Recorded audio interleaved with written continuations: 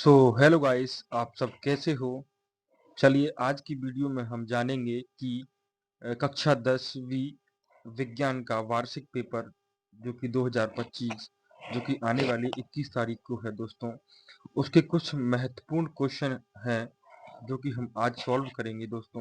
इससे पिछली वीडियो में मैंने आपको एक नंबर के सारे सभी सही विकल्प, खालिस्तान और भी सब कुछ मैंने सॉल्व करा दिए हैं दोस्तों, तो आप उन वीडियो को जाके देख लीजिए। चलिए वीडियो शुरू करते हैं। यहाँ पर दिया है पहला क्वेश्चन, संतुलित रासायनिक समीकरण किसे कहते हैं? यहाँ पर इसका उत्तर दिया हुआ है दोस्तों, संतुलित रासायनिक समीकरण किसे कहते हैं? तो जब किसी रासायनिक समीकरण में विभिन्न तत्वों के परमाणुओं की संख्या दोनों तरफ अर्थात दाहिने और बाएं बराबर होती है तो उसे संतुलित समीकरण कहते हैं दोस्तों। जब कोई रासायनिक समीकरण में विभिन्न तत्व होते हैं दोस्तों, उनकी परमाणुओं की संख्या दोस्तों क्या होती है? बराबर होती है, उसे हम कहते हैं संतुलित समीकरण। जैसा कि दोस्तों इधर इधर मान लीजिए 5 परमाणु हैं और इधर भी 5 परमाणु हैं, तो ये समीकरण कैसा होगा? संतुलित समीकरण होगा। आगे दिया है प्रश्न नंबर दूसरा, वियोजन अभिक्रिया किसे कहते हैं दोस्तों? वियोजन अभिक्रिया, तो वियोजन अभिक्रियाएं वे अभिक्रियाएं होती हैं जिनमें कोई यौगिक दो या फिर अधिक नए यौगिक में विघटित हो जाता है दोस्तों। कोई यौगिक दो या अधिक नए यौगिक बना लेता है दोस्तों, उसको बोलते हैं वियोजन अभिक्रिया। वियोजन यानी अलग होना दोस्तों, ठीक है।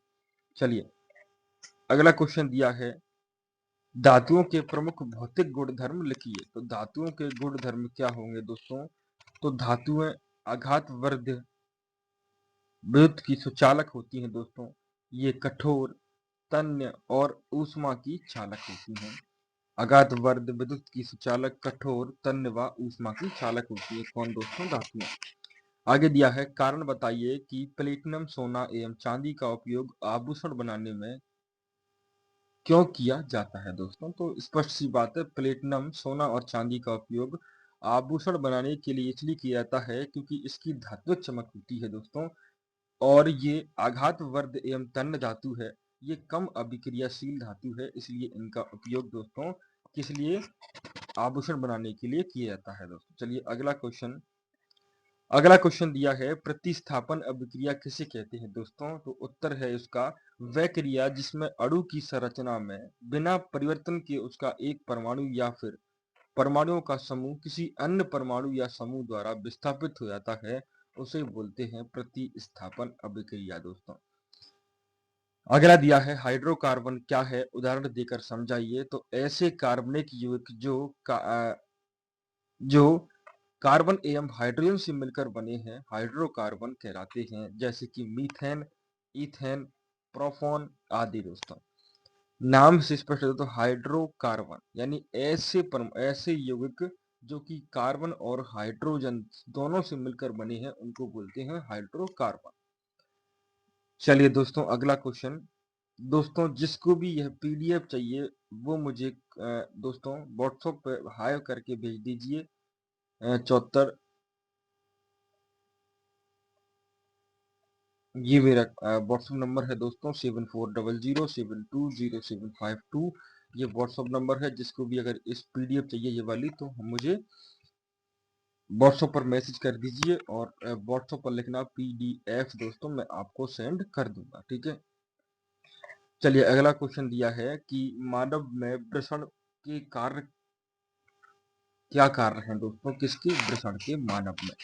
तो नर में प्राथमिक जनन अंग अंडाकार आकृति वृषण होता है। नर जनन हार्मोन एक जोड़ी वृषण उदर गुहा के बाहर छोटे अंडानुमा मासल संरचना में रहते हैं, जिसे वृषण कोश कहते हैं। आगे दिया है, लोहे की वस्तुओं को हम पेंट क्यों करते हैं? तो दोस्तों लोहे की वस्तुओं को जंग से बचाने के लिए हम उन पर पेंट करते हैं। तो उसका उत्तर लिखा हुआ है, संक्षारण के कारण लोहे की बनी वस्तुओं का क्षय होता रहता है। क्षय यानी दोस्तों खराब होती रहती है, उसे इस होने वाले क्षय से बचाने के लिए पेंट किया जाता है। पेंट होने के कारण लोहे और वायु का संपर्क नहीं हो पाता है, जिससे लोहे की वस्तु में जंग नहीं लगती है दोस्तों। ठीक है, चलिए अगला क्वेश्चन दिया है क्वेश्चन नंबर 9। श्वसन को ऊष्माक्षेपी अभिक्रिया क्यों कहते हैं? दोस्तों श्वसन को तो ऑक्सीश्वसन के दौरान अंदर लिए गए ऑक्सीजन द्वारा भोजन विघटित होता है, अर्थात वह अपचयित होता है। इस प्रक्रिया में ऊर्जा मुक्त होती है, अतः श्वसन को ऊष्माक्षेपी अभिक्रिया कहते हैं दोस्तों। आगे दिया है अवक्षेपण अभिक्रिया से आप क्या समझते हैं? तो वह अभिक्रिया जिसमें किसी अवक्षेप का निर्माण होता है, उसे अवक्षेपण अभिक्रिया कहते हैं। ठीक है दोस्तों, जिस अभिक्रिया में अवक्षेप का निर्माण हो उसे अवक्षेपण अभिक्रिया कहते हैं। चलिए आगे नेक्स्ट चलते हैं दोस्तों। यहाँ पर नेक्स्ट दिया है हमारा क्वेश्चन नंबर, आगे दिया है क्वेश्चन नंबर 11। निम्न पदों का वर्णन कीजिए तथा प्रत्येक का एक एक उदाहरण दीजिए दोस्तों। एक हमें संचरण दिया है और एक हमें दोस्तों विकृत गंधिका दी है दोस्तों। इनका हमें तो पहला दिया है दोस्तों संचरण, तो इसको हम समझते हैं पहले। संचरण क्या होता है दोस्तों? तो जंग लगना, जैसे कि हम पीछे भी देख चुके हैं उस क्वेश्चन को। जब कोई धातु जब कोई धातु नमी या फिर अम्ल आदि के संपर्क में आती है, जिससे क्रिया करके धातु की ऊपरी परत अवांछनीय पदार्थों में परिवर्तन हो जाती है, इस प्रक्रिया को हम संचरण कहते हैं दोस्तों। जैसे कि लोहे के ऊपर जंग लगना, चांदी के ऊपर काली परत का आना और तांबे के ऊपर हरी परत चढ़ना, ये सब दोस्तों संचरण के ही उदाहरण है। समझ चुके होंगे आप, आशा करता हूं दोस्तों कि जब कोई धातु नमी या फिर अम्ल आदि के संपर्क में आती है, तो वह उससे क्रिया करके उसकी ऊपरी परत अवांछनीय पदार्थों में परिवर्तन हो जाती है। इस प्रक्रिया को हम संचरण कहते हैं। चलिए आगे विकृत गंधता को भी हम समझ लेते हैं। तो दोस्तों तेल तथा वसा युक्त खाद्य पदार्थ वायु से क्रिया करके विकृत गंधी हो जाते हैं, जैसे कि बदबू मारने लगते हैं।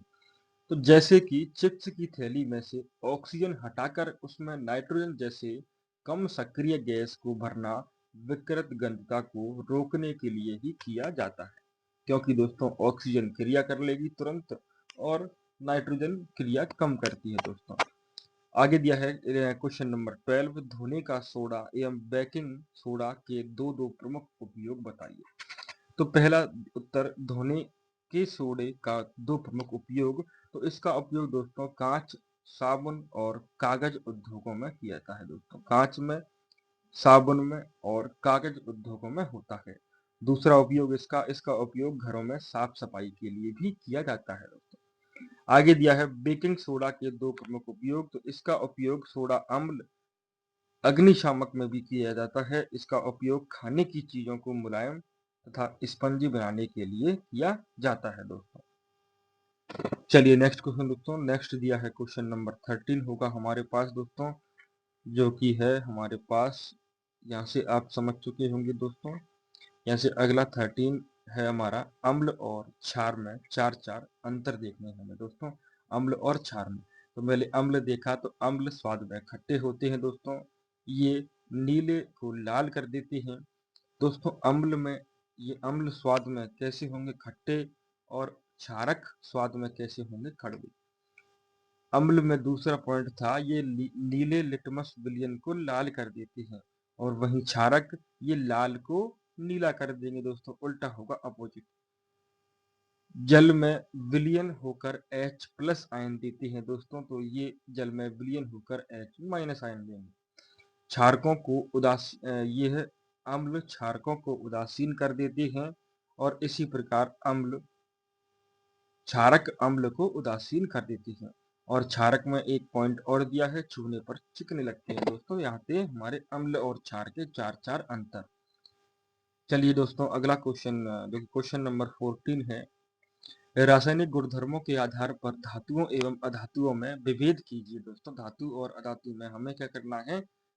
अंतर बताना है। तो दोस्तों धातु में पहला पॉइंट, क्षारीय प्रकृति के ऑक्साइड बनाती है धातु, और ये अम्लीय या फिर उदासीन प्रकृति के ऑक्साइड बनाती है। धातु ऑक्साइड की जल से अभिक्रिया करके क्षार बनाते हैं। धातु ऑक्साइड की जल से अभिक्रिया करके क्या बनाते हैं दोस्तों? क्षार बनाते हैं और धातु में इसके ऑक्साइड जल से अभिक्रिया करके अम्ल बनाते हैं। धातु में तीसरा पॉइंट, ये तनु अम्लों के हाइड्रोजन विस्थापित करते हैं, ये तनु अम्लों के हाइड्रोजन विस्थापित नहीं करते। ये विद्युत धनात्मक तत्व हैं, ये फिर ऋणात्मक तत्व हैं। दोस्तों यहाँ तक थे 4 हमारे अंतर धातु और अधातु में। दोस्तों यहाँ पर आप देख लीजिए, और स्क्रीनशॉट लेना चाहते हो तो वह भी ले लीजिए दोस्तों, या फिर पीडीएफ के लिए मैंने पहले ही नंबर दे दिया दोस्तों आपको। यहाँ पर अगला क्वेश्चन दिया है 15 क्वेश्चन, मानव में वृषण के क्या कार्य होते हैं दोस्तों। तो मानव में वृषण के कार्य ये पहले ही मैं करा चुका पिछली वीडियो में दोस्तों। इसी वीडियो में पहला क्वेश्चन था हमारा, तो आप वहां से देख लीजिए दोस्तों, ठीक है।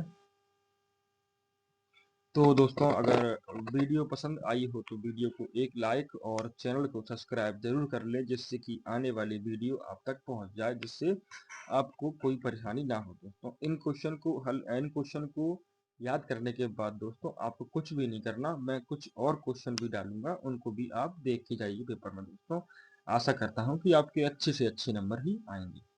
तो धन्यवाद।